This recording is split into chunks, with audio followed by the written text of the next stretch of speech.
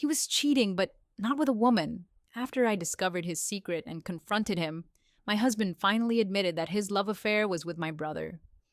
Our parents were devastated, but the real shock came when I learned they've been having an affair for 7 years, and my brother's wife knew all along.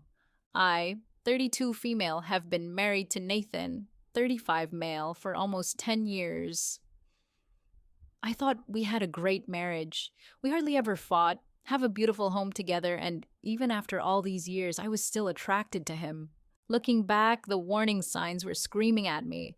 Nathan, who once mocked my HGTV obsession, suddenly wanted to redesign our entire bathroom with a more masculine aesthetic. His music changed overnight, from hardcore rock to pop ballads I'd catch him singing in the shower. I discovered secret Spotify playlists titled For Jay and Our Songs, but brushed it off. Then came the Sunday dinners where he'd cook enough for 4 people, though it was just us 2.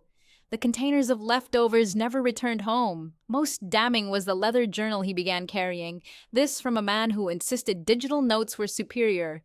When I caught him frantically hiding it one night and later found it open with entries to My Dearest Jay, he claimed it was for a creative writing class. The perfect excuse. And I, desperate to believe him, accepted it all. The night I discovered the truth is permanently burned into my memory. It was our anniversary, and Nathan was on another one of his business trips. He had promised to be back in time for our special dinner, but called to say his flight was delayed. I was disappointed but understood. That's life, right? While I was alone at home, I decided to go through our storage closet to find some old photos for a scrapbook I was making. That's when I found a box I had never seen before. It wasn't particularly hidden, just placed on a high shelf behind some other boxes. Inside were hotel receipts, event tickets, and restaurant bills from places Nathan had supposedly never been to. But what really broke me was finding several birthday and Valentine's Day cards. They were clearly romantic in nature, with messages like, "To my one true love," and "Thank you for completing me." None of them were signed with a name, just the letter J. My heart was pounding. My husband was having an affair. There was no other explanation. I spent the entire night crying, debating whether to confront him immediately or wait until he got home. I decided to wait. I wanted to see his face when I confronted him. When Nathan finally came home the next day, I couldn't even look at him. He tried to hug me, but I pushed him away. I calmly asked him to sit down because we needed to talk. I'll never forget the confused look on his face, as if he had no idea what was coming. "Who is Jay?" I asked, placing the box of evidence on the coffee table between us. His entire body went rigid. For a moment, I thought he might actually pass out. His eyes darted around the room as if looking for an escape route that didn't exist. "I found everything, Nathan. The cards, the receipts, everything. You've been lying to me for years." "Who is she?" I was surprisingly calm, probably in shock. Nathan's hands trembled as he reached for the box. He shuffled through the contents, seemingly unable to believe I'd discovered his secret. When he finally looked up, his eyes were bloodshot. "It's not what you think," he choked out, the words catching in his throat like they physically hurt to say. "Really? Because I think you've been cheating on me. Please, tell me how I'm misinterpreting cards addressed to your one true love." That's when Nathan said something that completely blindsided me. "It's not a woman." I just stared at him, not comprehending what he was saying. Then it clicked. "You're cheating on me with a man?" He nodded, tears streaming down his face.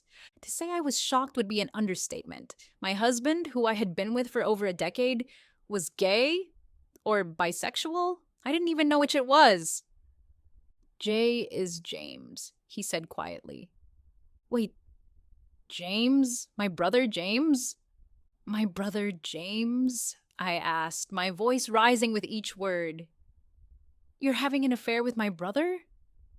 Nathan nodded again, unable to look me in the eye. I couldn't believe what I was hearing. My husband and my brother. My brother who was married with 2 children. My brother, who I had grown up with, who had walked me down the aisle when our father couldn't due to his stroke. My brother, who Nathan and I had dinner with at least once a month, along with his wife, Sarah. Oh God, does Sarah know? How long? I asked, my voice now a mere whisper. 7 years, Nathan replied. 7 years. 7 goddamn years. That meant the affair started only 3 years into our marriage, before we even bought our house, before we had started trying for a baby. I felt like I was going to throw up.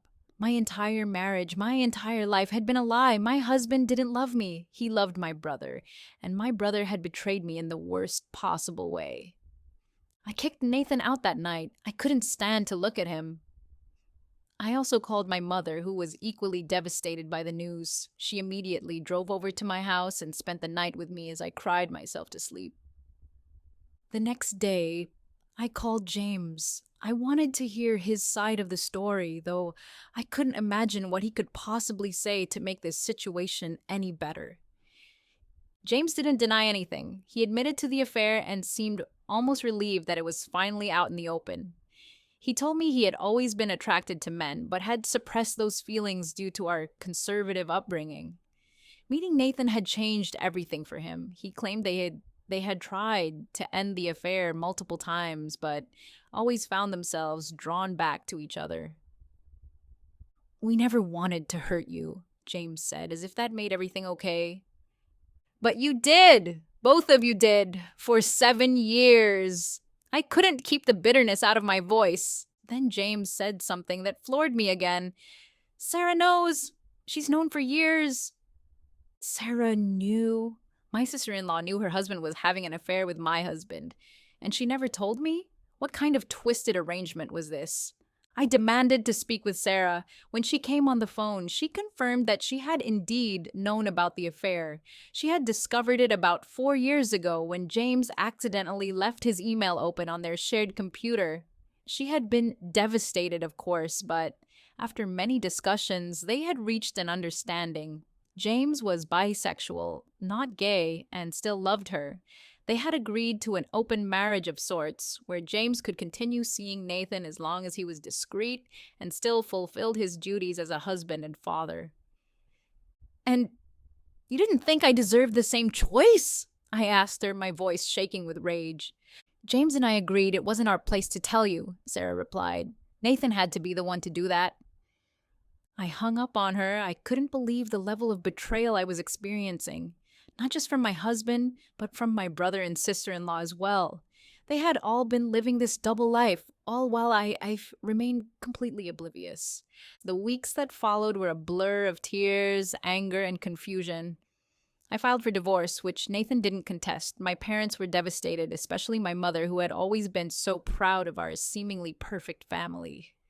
My father, despite being partially paralyzed from his stroke, somehow found the strength to throw a photo of James across the room when I told them.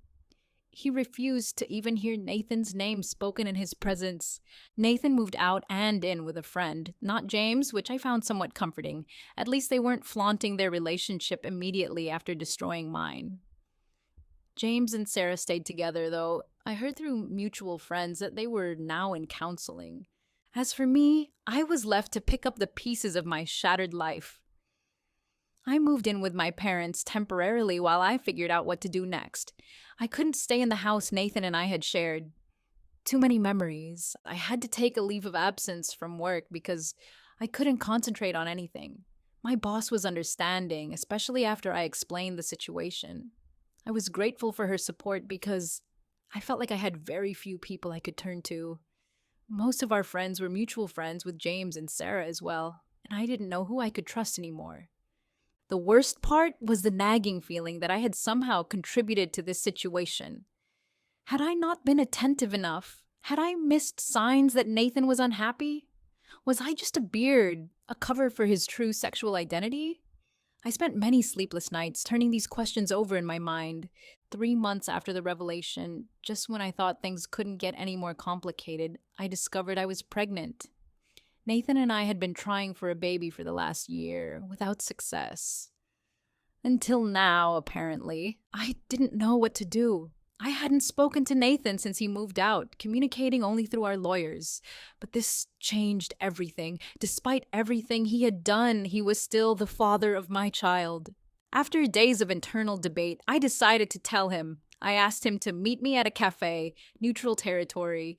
When I told him I was pregnant, his face showed genuine shock, followed quickly by what looked like happiness. I don't expect you to be involved, I told him firmly. I just thought you should know. I want to be involved, he replied without hesitation. This doesn't change how I feel about James, but I've always wanted to be a father. Please let me be part of our child's life. I was torn. On one hand, I didn't want anything to do with him anymore. On the other, could I really deny my child a father who wanted to be present? We'll figure something out, I finally said, not committing to anything. As I was leaving the cafe, Nathan stopped me with a question that took me by surprise. There's something I've been wondering, he said hesitantly. You never asked me if I loved you. I turned to face him. I didn't need to. You were having an affair with my brother for 7 years. Your actions made it pretty clear how you felt about me. That's not fair, he replied, visibly hurt. I did love you. I still do, in a way. It's just different from how I love James. I laughed bitterly. That's supposed to make me feel better, that I was your second choice, your safety net. You weren't my second choice, Nathan insisted. I married you because I loved you. I still do. You have a funny way of showing it, I retorted, turning to leave. But Nathan's next words stopped me in my tracks. James and I are ending things, for good this time. I turned back, skeptical. Why would I believe that? You've been carrying on this affair for years. Why stop now? Because we've finally seen the damage we've caused. To you, to Sarah, to your parents. It's not worth it anymore. James is staying with Sarah. They're really trying to make it work. I didn't know whether to believe him or not. Part of me wanted to, but I'd been burned too badly to trust again so easily. That's between you and James, I said finally. My decision about the divorce isn't changing. As I walked away, I realized that regardless of what happened between Nathan and my brother, I needed to focus on myself and my unborn child. The road ahead would be difficult, but for the first time in months, I felt a glimmer of hope. Not for reconciliation with Nathan, that ship had sailed, but for a future where I could be happy again, on my own terms. The devastating discovery of my husband's affair with my own brother had completely upended my life, but I refused to let it define me. I would rebuild, stronger than before. And while I might never fully trust anyone the same way again, I knew I would survive this betrayal and emerge stronger on the other side. My story isn't over yet. In fact, a new chapter is just beginning.